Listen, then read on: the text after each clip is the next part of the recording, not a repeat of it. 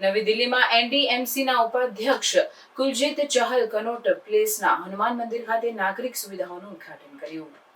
નવી દિલ્હીના નગરપાલિકાના ઉપાધ્યક્ષ કુલજીત ચાહલે કનોટ પ્લેસ ખાતેના પ્રાચીન હનુમાન મંદિર ખાતે સુધારેલા નાગરિક સુવિધાઓનું ઉદ્ઘાટન કર્યું.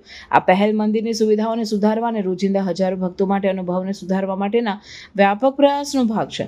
પ્રોજેક્ટમાં લીલા શૌચાલય block, sanitary napkin, vending machine અને અન્ય આવશ્યક સુવિધાઓની સ્થાપના કરવામાં આવી છે, જેથી મુલાકાતીઓને આરામ અને સુવિધા મળી શકે. સુવિધાઓમાં સુધારાઓ ઉપરાંત એનડીએમસી મંદિર સંકુલમાં 15 નવી સેવાઓ સુધારાઓ રજૂ કરવાની મુલાકાતી અનુભવના વિવિધ પાસાઓને સંબોધવા માટેના મુલાકાતીઓને પરિવહન કરવા માટે બેટરી ચાલિત કાર્ટ્સનો ઉપયોગ કરવાની સંભાવના પણ તપાસી રહી છે, જેથી પ્રવેશ સુવિધાઓમાં વધારો થાય. હનુમાન મંદિર સંકુલનું પુનર્વિકસન પ્રધાનમંત્રીના સ્વચ્છ ભારત અભિયાનના દ્રષ્ટિકોણ હેઠળ અને ભારતની સ્વતંત્રતાના 75 વર્ષની ઉજવણી તરીકે આઝાદી કા અમૃત મહોત્સવના ભાગરૂપે કરવામાં આવી રહ્યું છે. પ્રોજેક્ટ મંદિર સંકુલને આધુનિક બનાવવાના પ્રયાસો સાથે તેની સાંસ્કૃતિક વારસાને જાળવી રાખવા માટે છે, જેથી તે દિલ્હીના હૃદયમાં મહત્વપૂર્ણ ધાર્મિક અને સાંસ્કૃતિક સ્થળ તરીકે રહે. કુલજીત ચાહલે મંદિર સંકુલમાં સ્વચ્છતા જાળવવાની મહત્વતાને ભાર આપ્યો.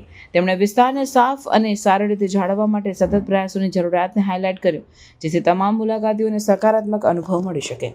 એનડીએમસીની આ સુધારાઓ પ્રત્યેની પ્રતિબદ્ધતા તેની જાહેર સુવિધાઓને સુધારવા અને નાગરિકોમાં નાગરિક જવાબદારીને પ્રોત્સાહિત કરવા માટેની પ્રતિબદ્ધતાને દર્શાવે છે.